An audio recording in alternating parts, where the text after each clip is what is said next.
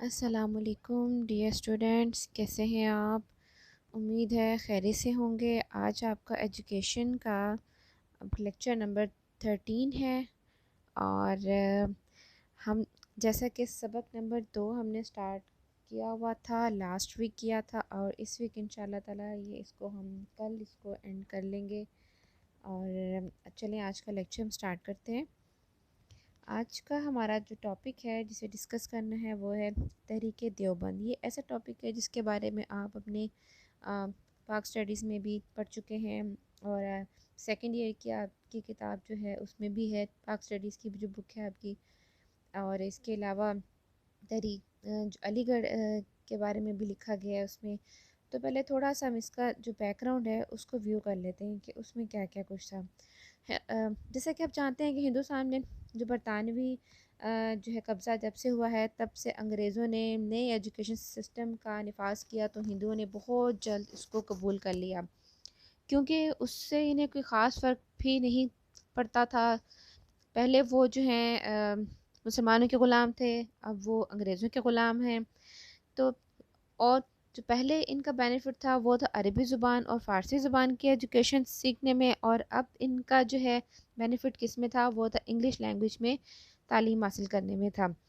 مسلمانوں کا معاملہ تھوڑا سا الٹ تھا، کیونکہ وہ نئی صورتحال کو مینٹلی طور پر جو ایکسیپٹ کرنے کے لیے ریڈی نہیں تھے۔ ان کا یہ خیال تھا کہ اس طرح جو ہے ان کی تہذیبی جو اقدار ہیں، علمی روایات ہیں، وہ ختم ہو جائیں گی۔ ان کو خطرہ تھا کہ نیا ایجوکیشن سسٹم جو ہے مسلمانوں کو جو ہے مغربی تہذیب کی طرف مائل کرے گا اور اپنے اسلام سے انہیں دور ہٹا دے گا۔ وہ خیال کرتے تھے کہ صورتحال میں جو ہے نا دینی علوم کی پروٹیکشن، ان کی حفاظت انتہائی لازمی ہے، تاکہ ہمارے جو نیو آنے والی جنریشن ہے ان کو ہم اسلامک جو ویلیوز ہیں اس پہ ان کی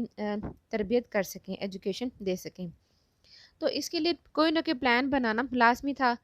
تو اس میں مسلمانوں کے جو علماء کرام تھے، انہوں نے سہارنپور یو پی، جو کہ انڈیا کا ہے ایریا ہے، پروونس ہے، اس کے قصبہ دیوبند کی مسجد چھتا میں مشاورت کے لیے اکٹھے ہوتے تھے، جہاں مولانا محمد قاسم نونتوی رحمۃ اللہ اور ان کے ساتھی علماء رہتے تھے، مقیم تھے وہاں پہ۔ اور آخر کافی جو ہے میٹنگز کے بعد جو ہے آخر کار 20 مئی 1866 کو مولانا نونتوی رحمۃ اللہ نے سہارنپور کے قصبے دیوبند میں ایک مدرسے کا آغاز کیا۔ مولانا نونتوی رحمۃ اللہ مولانا مملوک کے شاگرد تھے، جو شاہ ولی اللہ کے تعلیمی جو نظریات تھے ان کو آگے لے کے چل رہے تھے، اور سید احمد شہید رحمۃ اللہ کی تحریک تھی مجاہدین کے نام سے، اس میں شامل رہے تھے۔ اور اس طرح جو ہے یہ دیوبند موومنٹ شاہ ولی اللہ رحمۃ اللہ کے نظریات ہی پہ قائم کی گئی تھی۔ تو دارالعلوم کے جو پہلے سربراہ تھے وہ تھے مولانا محمد یعقوب نونتوی رحمۃ اللہ، اور ان کے جو پہلے اسٹوڈنٹ تھے وہ تھے مولانا محمود الحسن رحمۃ اللہ۔ تو پہلے 9 سال تک جو مدرسے کی ایجوکیشن جو ہے بالکل یہ بیسک لیول کا ایک مدرسہ تھا۔ پھر اس کے بعد 1876 میں نئی تعمیرات کے بعد آہستہ آہستہ ایک بڑے دارالعلوم اور علمی مرکز میں اس کو تبدیل کر دیا گیا۔ دارالعلوم حکومت سے مکمل لا تعلقی کی بیس پر جو ہے یہ قائم ہوا تھا، کیونکہ ان کا جو ہے حکومت سے حکومتی ایجوکیشن سے بائیکاٹ تھا، اس سے ٹوٹلی اپوزٹ تھی ان کی ایجوکیشن، ٹھیک ہے۔ تو بانی جو دیوبند تھے انہوں نے اس کی بے سر و سامانی کو اللہ تعالیٰ کے حوالے، اللہ تعالیٰ کے توکل پہ جو ہے نا چھوڑ دیا، اور بس اللہ کے آسرے پہ اس کو سٹارٹ کیا۔ تو مستقل کوئی پراپر ذریعہ آمدنی جو ہے مناح تھی، تو اس وجہ سے عام مسلمانوں سے رابطہ قائم کیا گیا، کیونکہ حکومت سے رابطہ قائم نہیں کر سکتے تھے، جس سے دارالعلوم کا تعارف دور دور تک پھیلا،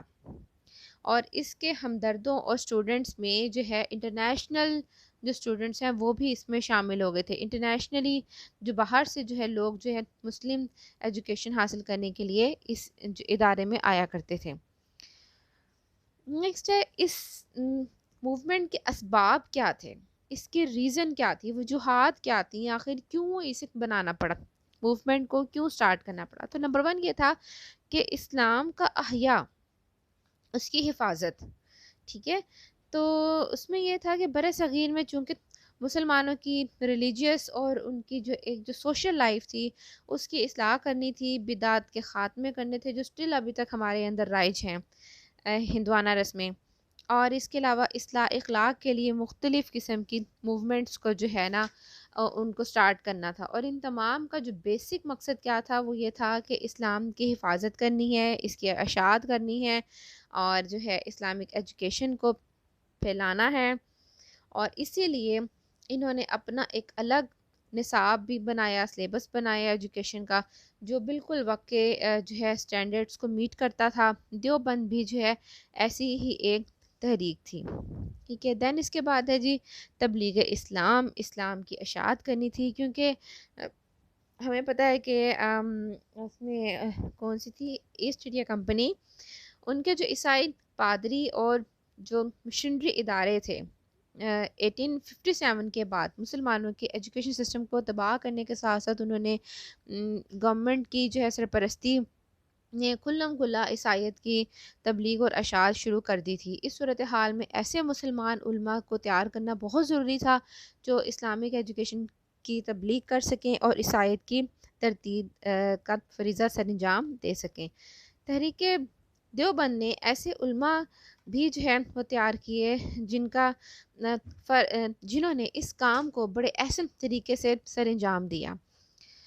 اس کی بیسک خصوصیات کیا تھی؟ تحریک دیوبند کی مین جو تھی خصوصیات جس کی وجہ سے اس کو ایک نمایاں مقام حاصل ہوا، ان کو ہم دیکھتے ہیں۔ جو فرسٹ ون یہ تھی کہ بھئی یہ برِ صغیر کے مختلف ایجوکیشنل جو کسٹمز تھے ان میں بیلنس قائم کرنا، روایات میں توازن قائم کرنا۔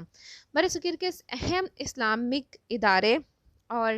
مختلف اسلامی علوم کی تدریس میں تخصیص رکھتے تھے، اور یہ ادارے جو ہیں معقولات کے بارے میں ہم پہلے پڑھ چکے ہیں۔ وہ کیا چیزیں ہیں؟ وہ یہ ہیں آپ کی جو معقولات ہیں وہ ان سے مراد آپ کی یہ دنیاوی ایجوکیشن ہے، جس طرح آپ یہ پڑھ رہے ہیں اسکول کالجز وغیرہ میں فزکس کیمسٹری بایو، اور منقولات سے مراد کیا ہے؟ دینی ایجوکیشن جو ہماری جو سب کے لیے لازمی ایجوکیشن ہے، قرآن حدیث فقہ وغیرہ، ٹھیک ہے۔ اور تو ان کے حوالے سے الگ الگ جو ہے نا ایک وہ رجحان اور خصوصی تشخیص کے حامل تھے۔ پھر دارالعلوم دیوبند میں علم کے جو ہے نا ان پہلوؤں میں توازن قائم کرنے کی کوشش کی گئی، جس سے دیوبند برِ صغیر کے مسلمانوں کی اجتماعی طور پر جو ان کی سوچ تھی یہ اس کی نمائندہ بن گئی، اور اسلامک روایات کی جو ہے نا پاسداری کے لیے ایک سمبولک جو ہے ایک ادارہ بن کے سامنے آیا تھا۔ تو سیکنڈ ون یہ ہے کہ ریلیجیس ایجوکیشن، دینی ایجوکیشن، اسلامک ایجوکیشن کا تحفظ کرنا تھا۔ اس میں جو ہے دیوبند کے قیام کا جو بیسک جو مقصد تھا وہ یہ تھا کہ دینی علوم اور اسلامک ایجوکیشن کو تحفظ دینا۔ تو دارالعلوم دیوبند نے یہ خدمت بڑے احسن طریقے سے سر انجام دی، اور بہت جلد یہ ادارہ دنیا اسلام میں دینی علوم کی جو ہے اشاعت کا مرکز بن گیا۔ یہاں سے اب ہزاروں علماء اور اسٹوڈنٹ جو پڑھ کر نکلتے تھے، فارغ ہوتے تھے، جنہوں نے اسلامک علوم کو پھیلایا، ٹھیک ہے، اس میں بھرپور کردار ادا کیا، اور جو ہے جو دین سے دور ہو رہے تھے، جو لادینیت کا شکار ہو رہے تھے، ان کے آگے جو ہے ان کو اسی سے روکا، سٹاپ کیا، اور بدعت کا جو ہے خاتمہ کیا۔ پھر ہے جی عملی فنون کی تعلیم، پریکٹیکل ایجوکیشن کی جو ہے وہ تعلیم دی گئی۔ اس میں صرف مذہب کی ایجوکیشن ہی نہیں تھی اس ادارے میں، بلکہ لوگوں کو روزگار کے قابل بنانے کے لیے مختلف طرح کے ان اسکلز بھی جو ہیں سکھائی جاتی تھیں، جس میں میڈیکل کی تعلیم خاص طور پہ اہم ہے، اور اس کے علاوہ جو ہے ہمارے اسلامک تہذیب کا ایک بڑا شروع سے ایک بڑا اس کا حصہ رہا، ایک پارٹ رہا، وہ خطاطی، جلد سازی اور کپڑا بننے کی مہارتیں وغیرہ وہ بھی سکھائی جاتی تھیں، جس سے یہ ادارہ یہ جو ہے ایک ہمہ گیر اور معاشی ضروریات کو پورا کرنے کے لیے بڑا اہم ثابت ہوا تھا۔ فورتھ ون ہے جی مالی اور انتظامی پہلو۔ دارالعلوم دیوبند بیسکلی کیا تھا؟ ایک انڈیپینڈنٹ ادارہ تھا، کیونکہ یہ حکومتی دباؤ میں جو ہے یہ ہرگز نہیں آنے والا تھا، نہ کیونکہ نہ ہی حکومت سے جو ہے کوئی امداد لیتا تھا، فائنینشیل کوئی ایڈ لے رہا تھا، تو لہٰذا یہ حکومت کی کسی بھی قسم کے دباؤ کا شکار نہیں تھا۔ اس لیے دیوبند نے اپنی جو ہے داخلی آزادی ٹھیک کے خاطر حکومت سے مکمل طور پر انہوں نے بائیکاٹ کٹ آف کیا ہوا تھا اور فیصلہ کیا کہ حکومت سے مالی امداد جو ہے نہیں لی جائے گی. چندے کے لیے جو ہے ڈونیشنز کے لیے عام لوگوں سے رجوع کرنے سے دارالعلوم کا جو ہے مزید تعارف پھیلا، لوگوں تک مزید یہ پھیلا کہ ہاں جی یہ بھی کوئی ادارہ ہے جو اسلامک نظریات کو لے کے چل رہا ہے، اس کا پاسدار ہے. دارالعلوم کے اسٹوڈنٹس اور جو ٹیچرز تھے ان کی سادہ زندگی گزارنے کے انداز نے انہیں عوام سے قریب کر دیا تھا اور یوں باہمی رابطوں اور تعلقات میں اضافہ ہوا اور تربیت عامہ کے مواقع بھی پیدا ہوئے. ٹھیک ہے، پھر دارالعلوم کے جو انتظامی جو معاملات تھے اس میں اسلام کی جمہوری اصول اور اس کی جو مشاورت کے لیے ڈفرینٹ میتھڈس کو اڈاپٹ کیا گیا اور پھر ایک مجلس بنائی گئی. ٹھیک ہے، اور اس کے فیصلے ایک جس کو ہم کہتے ہیں شورا، جسے آج کل آپ کہتے ہیں نا ہم نے کوئی ایک کانفرنس بلائی ہے یا مجلس بلائی ہے. ٹھیک ہے، تو اس کو شورا کہا جاتا تھا، تو اس کا اہتمام کیا جاتا تھا اور اس کے فیصلوں کے مطابق ہی جیسے ایک بورڈ آف اسٹڈی ہوتی ہے آپ کی، اس کی میٹنگ ہوتی ہے، سیم ایسے ہی مجلس شورا ہوتی تھی، اس کی میٹنگز ہوتی تھیں، اس کے فیصلوں کے اکارڈنگلی جو ہے نا تمام انتظامات جو ادارے کے سر انجام دیے جاتے تھے. ففتھ ون ہے جذبہ حریت، آزادی کا جذبہ. تو اس ادارے کا ایک بڑا مقصد یہ بھی تھا کہ جو ہے آزادی کا جذبہ، اس کا رجحان، اس کی تحریک ہمیشہ سے اسلام کا ایک حصہ رہا ہے. ٹھیک ہے، ہمارے مسلمانوں کے خون میں یہ چیز ہے. ہندوستان کی جدوجہد آزادی میں دیوبند کے علماء نے اہم کردار ادا کیا تھا اور ان میں جو مین جو لوگ ہیں ان کے ناموں میں شامل ہیں مولانا شبیر احمد عثمانی رحمۃ اللہ، مولانا محمود الحسن رحمۃ اللہ اور مولانا اشرف علی تھانوی رحمۃ اللہ. یہ پرومیننٹ پرسنالٹیز ہیں. 6 ہے جی کریکٹر بلڈنگ، تعمیر کردار. علماء جو تھے یہاں کے جو بڑے بڑے مفکرین تھے دیوبند کے، انہوں نے اپنے اسٹوڈنٹس کی اور باقی تمام مسلمانوں کی اصلاح کے لیے، ان کے اخلاق کے لیے، ان کے اچھے اخلاق کی جو ہے ڈیولپمنٹ کے لیے، کردار کی ڈیولپمنٹ کے لیے جو ہے بہت کام کیا اور جو ہے اپنے علم سے، اپنی ٹیچنگ کے ساتھ ساتھ جو ہے انہوں نے دیوبند میں تقویٰ کی ایک فضا ہمیشہ قائم رکھی، جس سے مثالی کردار کے لوگ سامنے آئے جن کے دلوں میں اللہ تعالیٰ کا خوف ہوتا تھا، جو بے راہ روی کا شکار نہیں تھے. 7 جو پوائنٹ ہے اس کی خصوصیات میں وہ یہ ہے کہ دیگر ایجوکیشنل جو ادارے وہ بھی اسی کو دیکھا دیکھی اسی کے طرز پہ بنائے گئے. جس طرح سے جب دارالعلوم دیوبند کی جو اسلامک ایجوکیشن کے تحفظ اور اس کی فروغ میں کامیابی کو دیکھنے کے بعد ایسے ہی بہت سے ادارے بھی قائم کیے گئے، جس میں جو ہے مظاہر العلوم سہارنپور میں قائم ہوا، مدرسہ فیض عام کانپور میں اور مدرسہ اشرفیہ مراد آباد جیسے جو ہے نمایاں مدارس کے نام شامل ہیں. آج بھی دینی تعلیم کے بیشتر مدارس جو ہیں تحریک دیوبند کی تحریک سے براہ راست یا بالواسطہ متاثر ہیں. اسی طرح دینی مدارس کا ایک باقاعدہ نظام قائم ہوا جس سے مسلمانوں کے قومی جو ان کی ایجوکیشن سسٹم تھا اس کا جو ہے آپ کہہ لیں کہ ان کا ایک پراپرلی دوبارہ سے پھر سے جو ہے دوسری دفعہ ان کا آغاز ہوا، کیونکہ بالکل پہلے ختم ہو چکا تھا ایسٹ انڈیا کمپنی کی ایجوکیشن پالیسیز کی وجہ سے، اس کا پھر سے دوبارہ سے ایک نیا سٹارٹ لیا گیا تھا. تصنیفی خدمات کو اگر دیکھیں تو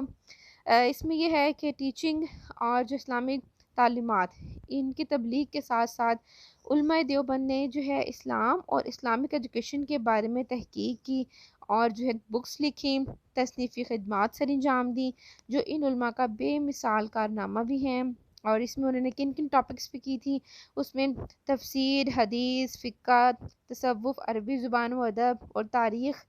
اور سیرت کے متعلق علماء دیوبند نے ایسا لازوال تحقیقی کام کیا کہ جو اسٹل ابھی تک ہمارے پاس موجود ہے اور ابھی تک جو ہے اس کو اتھینٹک مانا جاتا ہے. مصنفین میں مولانا محمود الحسن رحمۃ اللہ، مولانا اشرف علی تھانوی رحمۃ اللہ اور مولانا محمد الیاس رحمۃ اللہ کے نام جو ہیں پرومیننٹ ہیں. تحریک دیوبند کو اگر ہم اس پہ تھوڑا سا اگر تبصرہ کریں تو وہ یہ ہے، گو تھرو کریں اگر، تو یہ بیسکلی ایک جو ہے ریلیجیس موومنٹ تھی، مذہبی تحریک تھی، اس لیے دین کے حوالے سے مذہبی علوم اور اسلامی اقدار کے تحفظ میں اس کو کامیابی ملی، اور برِ صغیر جو تھے انڈیا، پاکستان، پاک و ہند کے بے شمار علماء نے اس ادارے سے فیض حاصل کیا، اور یہ سلسلہ آج بھی جاری ہے۔ اور دیوبند کے نصاب میں اس وقت کے تمام جو اسلامک جو ہیں مکتبہ فکر والے لوگ اور علومی جو پرومیننٹ جو فیمس ایجوکیشن جو ادارے ہیں، ان کے سلیبس کی بنیادی باتوں اور روایات، اقدار اور خصوصیات کو جو ہے ان سب میں وہ سب چیزیں آپ کو اس تحریک میں دکھائی دیں گی،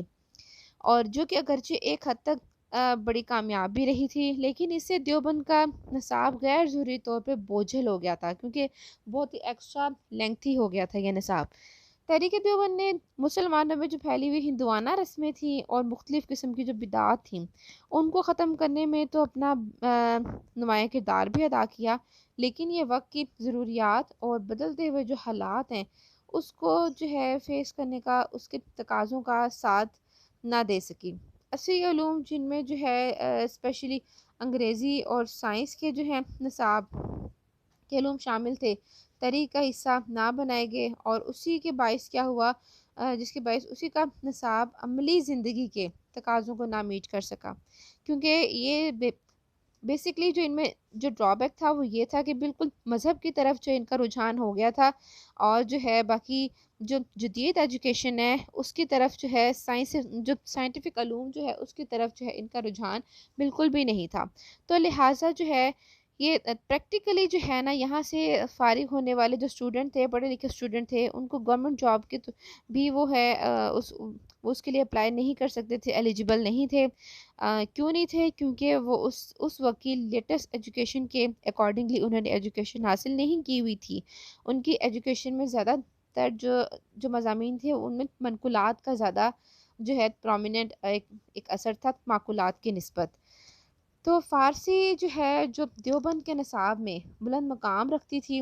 وہ سرکاری ملازمتوں کی راہ میں رکاوٹ بنی تھی، کیونکہ اب سرکاری جو زبان تھی وہ فارسی تو نہیں تھی، ٹھیک ہے، اور نہ ہی وہ عربی تھی، تو وہ کیا تھی، وہ انگلش تھی۔ تو ملازمتوں کے لیے جو ہے کیا کیا ریکوائرڈ تھا، جس طرح ہم پہلے پڑھ چکے ہیں، ملازمتوں کے لیے ویسٹرن ایجوکیشن اور جو سائنسی علوم پڑھنے والے جو لوگ تھے ان کی ریکوائرمنٹ زیادہ تھی، کیونکہ انگریزوں نے آبویسلی اپنا ایک سسٹم بنایا ہوا تھا، تو لہٰذا اس ادارے سے جو فارغ ہونے والے اسٹوڈنٹ جو تھے وہ زیادہ سے زیادہ جو اپنے ہنر جو وہاں سے سیکھے ہوتے تھے، خطاطی سیکھی تھی انہوں نے، اور جو ہے کپڑا سازی کی جو صنعت وغیرہ والے کام سیکھے ہوئے تھے، جلد سازی سیکھی ہوئی تھی، اس طرح کے چھوٹے موٹے کاموں میں اپنا جو ہے بزنس سٹارٹ کر کے تو گزر بسر کر رہے تھے۔ لیکن گورنمنٹ سے چونکہ بالکل بائک آؤٹ کیا ہوا تھا، تو لہٰذا جو گیپ تھا وہ بہت زیادہ تھا گورنمنٹ میں اور جو ہے مسلمانوں کے بیچ میں، گیپ بہت زیادہ تھا، جبکہ ہندوؤں نے گورنمنٹ کی ایجوکیشن کو ایکسیپٹ کیا تھا، پڑھ رہے تھے، تو لہٰذا جو ہے وہ ان کا انٹریکشن جو ہے گورنمنٹ کے ساتھ زیادہ اسٹرانگ تھا بنسبت مسلمانوں کے۔ تو دیوبند میں علمی آزادی، فلسفہ اور منطق جیسے مضامین پہ بہت زور دیا گیا تھا، اور جدید جو ہے ایجوکیشن سے جو ہے یہ دور تھا، تو لہٰذا